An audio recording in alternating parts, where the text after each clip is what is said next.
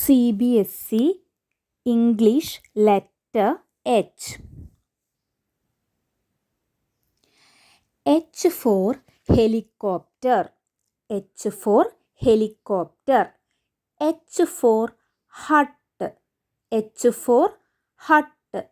H for hen. H for hat. H for horse. H for hippopotamus. H for hat, horse, hippopotamus. H for house. H for helicopter. H for honey. H for house, helicopter, honey. ഇനി ഒന്നും കൂടി detailed ആയിട്ട് നോക്കാം. H for helicopter, അതായത് fan ഉണ്ടാവും, ഹെലികോപ്റ്ററിൻ്റെ മുകളിൽ fan ഉണ്ടാവും. H for helicopter. H for helicopter, helicopter. H for hen. hen എന്ന് പറഞ്ഞാൽ കോഴി, കോഴിക്കാണ് hen എന്ന് പറയുക. H for hen. H for hen. H for hen. അടുത്തത് തൊപ്പിക്കാണ് ഹാറ്റ് എന്ന് പറയുക. H for hat. H for hat. H for hat. H for hat. H for hippopotamus, കണ്ടാമൃഗം. H for hippopotamus. H for hippopotamus. H for hippopotamus. അടുത്തത് കുതിര, കുതിരയ്ക്കാണ് horse എന്ന് പറയുക. H for horse. H for horse. H for horse, horse. അടുത്ത ഓലമേഞ്ഞ കുടിലിനാണ് hut എന്ന് പറയുക. ഓലമേഞ്ഞ ചെറിയ കുടിലിനാണ് hut എന്ന് പറയുക. H for hut.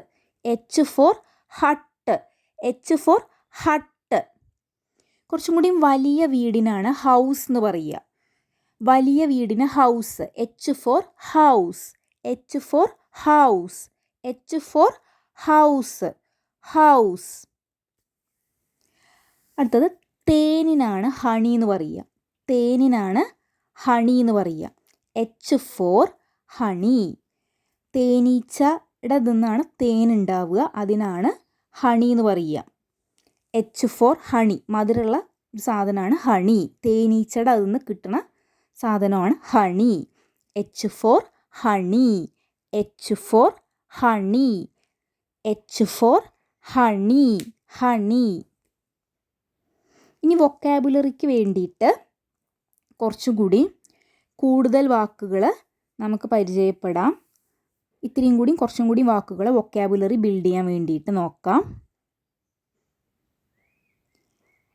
H for hair, തലമുടിക്കാണ് ഹെയർ പറയുക. H for hair. H for hair, തലമുടിക്ക്. H for hair, hair, hair. H for hill, കുന്നിനാണ് ഹിൽ എന്ന് പറയുക.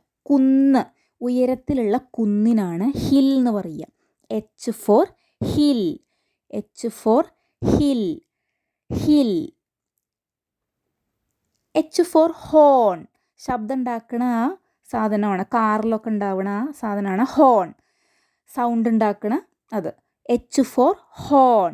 H for horn. H for horn. H for hand, കയ്യിനാണ് hand എന്ന് പറയുക. കയ്യിനാണ് ഹാൻഡ് പറയുക.